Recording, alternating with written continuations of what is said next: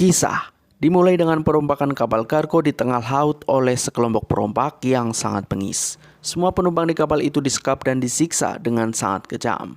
Namun kejahatan itu berakhir saat Aquaman, si Raja Atlantis, datang.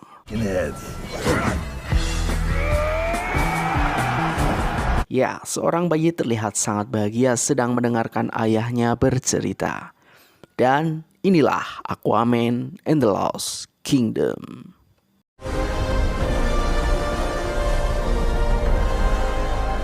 Aquaman, si Raja Atlantis, rupanya sudah menikahi Mera dan punya anak laki-laki yang tampan bernama Arthur Junior. Nampak Aquaman sangat menikmati hari-hari bersama Dedek Arthur Junior, walaupun sesekali kena pipisnya. Selain itu, kini dia sudah punya pekerjaan yang tak bisa ia tinggalkan karena Mas Aquaman sekarang sudah resmi menjadi Raja Atlantis. Sebagai Raja Atlantis, Aquaman harus mengikuti rapat-rapat membosankan sepanjang hari yang tak ia sukai. Terlebih lagi ada Dewan Kerajaan yang selalu menentang keinginannya. Satu-satunya hal yang membuat Aquaman bahagia adalah saat bersama anaknya, yaitu Arthur Junior. Namun, saat-saat bahagia mereka tak akan berlangsung lama, karena Manta yang penuh dendam atas kematian ayahnya akan meneror Aquaman dan kerajaannya. Tekad Manta untuk membunuh Aquaman yang berapi-api membawanya kepada iblis jahat yang akan memberikan kekuatan untuk membunuh Aquaman. Dengan tongkat Trisula iblisnya, Manta menjadi sangat kuat. Namun ada misi yang harus ia jalankan, yaitu dengan memberikan darah Raja Atlan atau keturunannya untuk membangkitkan iblis jahat tersebut.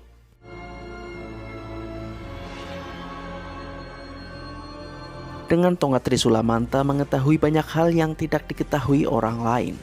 Dia memulai pencarian sumber energi bernama Orichalcum yang disembunyikan secara rahasia di dasar laut Atlantis. Dengan robot kuyang Manta dan pasukannya berhasil masuk, namun hal itu segera diketahui karena alarm keamanan berbunyi.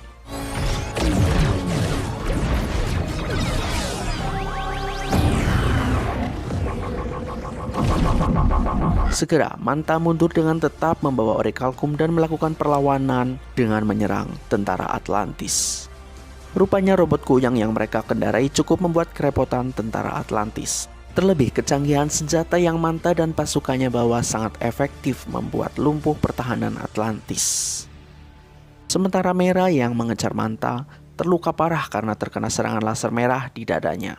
Untungnya, sang suami atau Aquaman datang tepat waktu menyelamatkannya.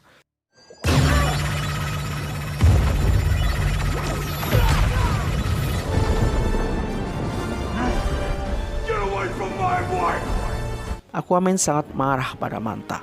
Terjadi pertarungan yang cukup sengit, namun Manta harus cepat pergi karena Orichalcum sudah berada di kapalnya. Pertahanan kapal Manta sangat kuat, sampai-sampai semua serangan tentara Atlantis tak bisa merusaknya. Sudah pasti Aquaman tak membiarkannya. Bersusah payah Aquaman mengejar Manta, namun saat sudah dekat, Aquaman terkena gelombang ultrasodom dan nyungsep ke dalam terumbu karang.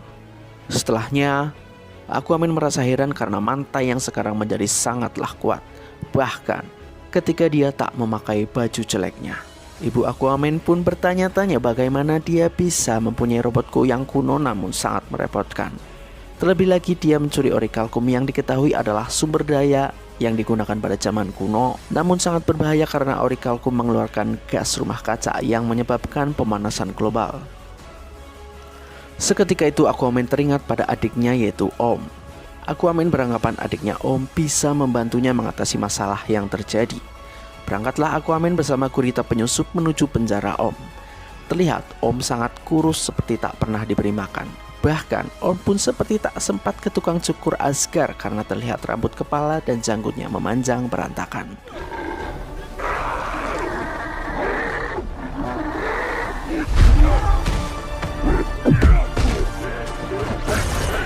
Sampailah Aquaman di tempat Om di penjara dan membebaskannya. Om sebenarnya agak aneh tak percaya Aquaman membebaskannya. Tapi Aquaman menjelaskan saat ini dia membutuhkannya untuk menangkap Manta.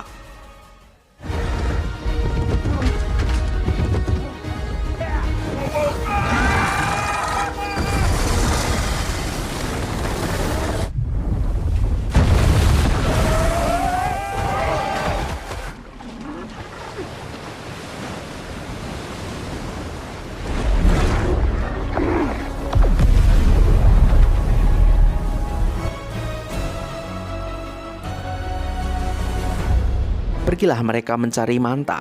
Lalu diperlihatkan kembali Manta dan orang-orangnya sedang berada di kilang Orichalcum kuno. Ternyata benar mereka membakar Orichalcum untuk merusak dunia. Singkat cerita, sampailah Aquaman dan adiknya ke tempat Manta membakar Orichalcum. Mereka menyaksikan dengan mata telanjang Orichalcum benar-benar dibakar. Ya, cuma dibakar aja, hanya untuk memanaskan atmosfer bumi. Dan ini adalah bencana besar. Dr. Sin datang dengan membawa senjata untuk mengancam Aquaman, kemudian menutup pintu agar tak ada yang bisa masuk. Rupanya itu adalah strategi Dr. Sin untuk menceritakan sebenarnya yang terjadi. Dia hanya terjebak dan tak bisa kabur dari sini. Dia meminta bantuan pada Aquaman untuk membebaskannya. Tapi tiba-tiba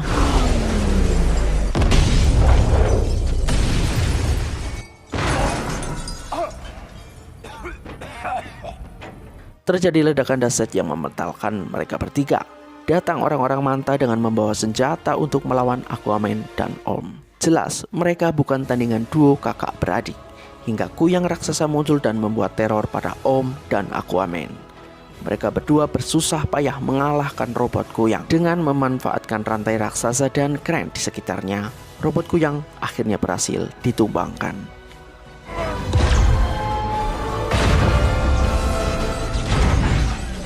Nah, barulah Manta muncul dengan helm besarnya. Mengecek kakak beradik yang dulu bermusuhan kini sudah berdamai. Om tak percaya Manta datang tanpa menggunakan baju sirahnya. Tapi Aquaman menjelaskan dia sudah jadi lebih kuat dari sebelumnya tanpa baju sirah. Masih tak percaya, Om dengan percaya diri maju menghajar Manta. Dan malah Om yang kena tonjok Manta hingga jatuh tersungkur. Aquaman berucap, "Tak ada yang boleh memukuli adikku kecuali aku." Majulah Aquaman melawan Manta. Mereka saling adu pukul. Om ikut membantu kakaknya, namun Manta masih bisa melawan mereka berdua. Sang adik terkena serangan laser merah saat sedang memegang trisula Manta.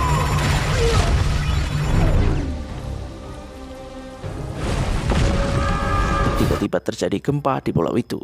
Ternyata pasukan Atlantis sedang menyerbu dan membombardir pulau itu. Semua orang di sana berusaha untuk kabur menyelamatkan diri, sementara Aquaman dan Manta masih berkelahi di dalam air. Aquaman melempar Manta yang membuat helm Manta mengalami error. Karena hal itu, Manta berusaha kabur dengan menaiki kapal mereka. Aquaman yang mengejarnya malah apes terkena tembakan ultrasodom hingga Aquaman terjepit bebatuan yang sangat besar. Untungnya datang sang istri Mera menolong Aquaman. Ya, lagi-lagi Manta berhasil kabur dan menyelamatkan diri. Setelah kejadian itu, sekeluarga komplit berkumpul membahas tujuan Manta dan kerajaan yang hilang, yaitu Kerajaan Tujuh.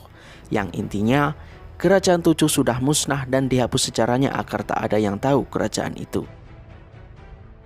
Dan sekarang roh dari Raja Kordak berusaha bangkit kembali dengan memanfaatkan Manta. Syarat untuk membangkitkan Kordax ialah dengan menggunakan darah Atlan atau keturunannya. Sontak saja Aquaman teringat pada anaknya yang masih bayi sedang dalam incaran Manta.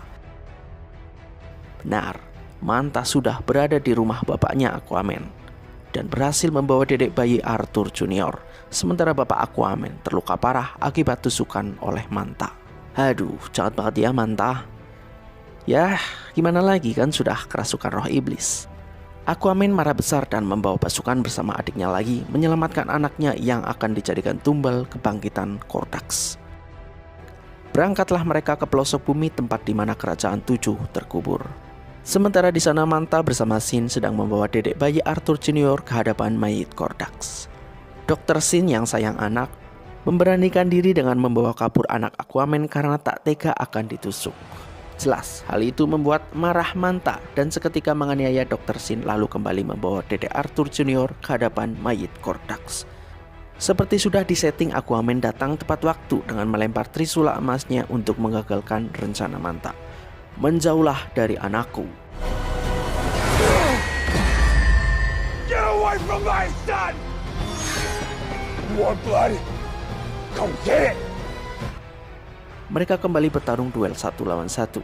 Aquaman berhasil mematahkan trisula Manta, namun dengan sikap Manta mengangkat Aquaman dan dibantingnya ke bawah. Tak berdaya Aquaman di hadapan Manta. Untung saja sang istri datang tepat waktu menyelamatkan Aquaman yang sebentar lagi tertusuk Trisula.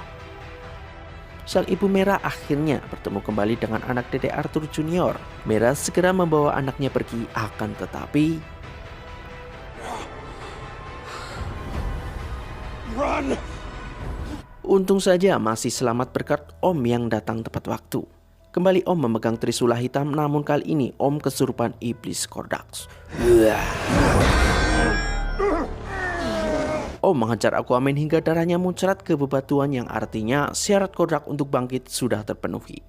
Kordax benar-benar bangkit dari singgasananya. Aquaman yang sudah muak dengan Kordax yang terus menggunakan tubuh orang lain, kini dia ikut memegang Trisula Kordax agar Om bisa sadar dan mau melepaskan tongkat Trisula Kordax.